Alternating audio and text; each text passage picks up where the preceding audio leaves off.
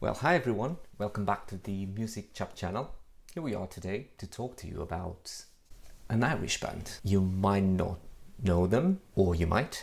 They're called Lankum, and it's a very interesting band. Not only they're Irish and they play a more traditional folky sound, but also very unique in the way that they approach their compositions and their live performances and their records as well.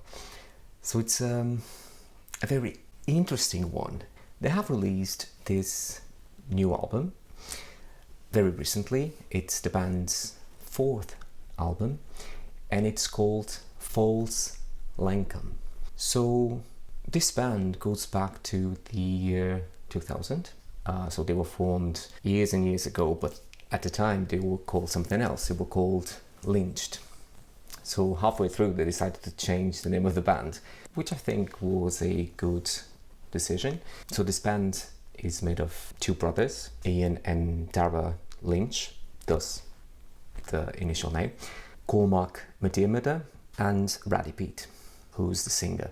And this new album, False Lankum, was recorded in Dublin in the Hellfire Studios, and this band has been in quite a momentum recently over the last few years, and they have built a very sizable and loyal fan base, because even though they have this very unique sound and unique approach to their compositions, as I said, it's extremely well put together, and you can tell that by listening to the record, but even more so when you see them live.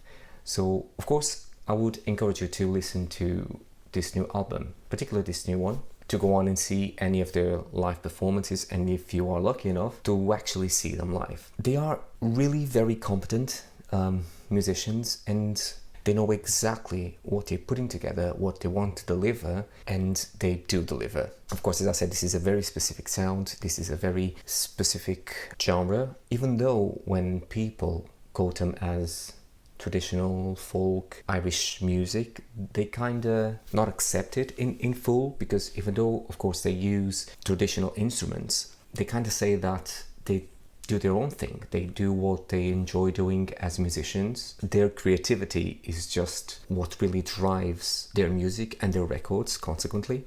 So if we look at their past releases, in 2014 they released Cold Old Fire, which is a very good record. Then in 2017 they released Between the Earth and Sky, again a very solid proposition. Then they signed to Rough Trade Records, which made them do a slight turn, I think. But so right before this latest record, they released The Livelong Day in 2019. And when you look at all these four records, you can really see their evolution and how they are perfecting their sound and their approach to their uniqueness, because it's so unique and so different to listen to this band when you compare it to anything else within the genre or even within pop music. So it's clearly this evolution is a statement of their own progression and evolution as musicians. I feel like they are definitely making their mark in the Irish scene, but I would imagine that the more that they get seen and heard, people in other geographies might be very keen to onboard their sound and their songs. There's of course a huge element of Irish traditional and very old approaches to music in general, but there's also, I would say, influences of American folk music, also little bits of blues, of course in the way that compositions are put forward, but there's also like a more popular, there's a component of rock and punk in there at times, which at first you won't hear, but in time, and especially when you listen to them live, it really comes forward, I think. So critics in Ireland have been really amazed with their work, and all their four albums are extremely solid. So one after the other, they have received great reviews, and they even got a few nominations for prizes and stuff, including the nomination for the Mercury Prize, which is of course a testament to their work. And of course, not only their work in what they show, but also how they're putting forward traditional music in a package that is very well received, not only within critics, but also within the general public. So there is definitely this traditional component, but also a very contemporary approach to their sound, and they are inventive. They are, as I said, extremely unique. And when you listen to it, it kind of, some of the songs might make you feel a bit uneasy or even nervous. It's something that really, the sound and the vocals, it really gets you. It's something that may make you cry or may make you feel anxious, as I said, with all the tension that they put in and all the instruments that they use. Their live performances, and especially those, it's really high quality stuff. They use an array of different instruments and sounds and approaches to harmonies and stuff. And while on the one hand it sounds raw, it's still very purposeful and very well put together. It's a package that is extremely well rounded. So it's very high quality stuff, and especially on stage, because especially when it comes to the vocals, you kind of go like, is she gonna make it? Because there's very difficult stuff going on, and sounds and vocalizations that you're not used to hear in traditional folk or even in popular music in general. It's more like ancient stuff that kind of goes with the package, and especially the live package. So as I said, they use an array of different instruments, pipes, fiddles, concertinas, banjos, stuff like that. And you can tell that there is a lot of effort and thought put into things. They want to innovate. They don't want to simply go into the studio and play the songs as they firstly thought about them.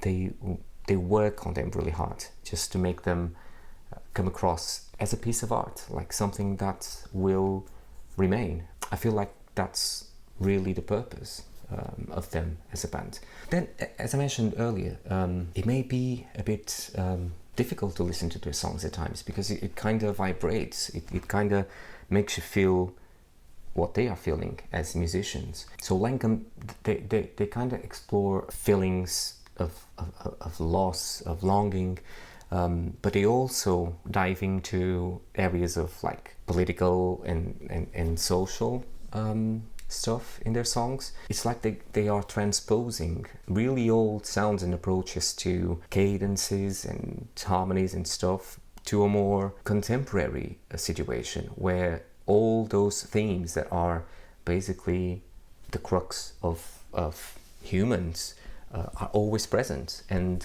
you can tell that in every song they try to have an element, or they have an element of humanity there, like goes around longing and the feelings of loss and love, and it's so unique that the way that they put all these feelings into their songs. But yes, the actual genre of the band, it's kind of debatable, because people try to tag them as traditional folk, country, pop music. But as I said, the band don't really feel like they should be associated with any of those standardized genres. And I do understand, it kind of makes sense, because what they do, it's really their own thing. It's pretty unique. It's them having fun in their approach to music and music composition. And when you look at the singer, I've mentioned the vocals a few times. When you look at her in Bradley Pete, she's just quite possibly the best singer of this genre, of this more traditional area of recent times. And again, as I said, you really have to go and listen to it.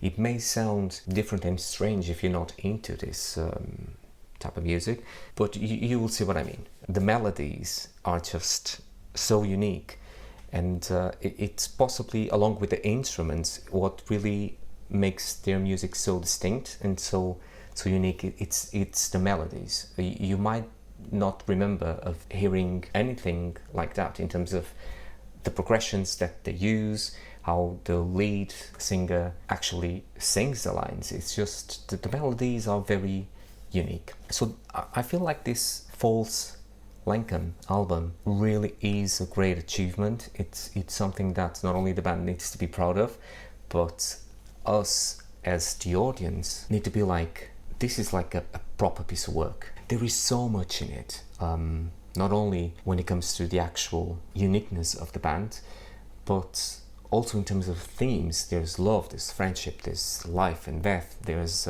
family even, and very deep thoughts about what all that means for humans, for people in general. So it's so unique and so emotional. It's to me, when I think of this album, I feel like the word that transpires is sublime, and it's an amazing effort, and especially because of their uniqueness.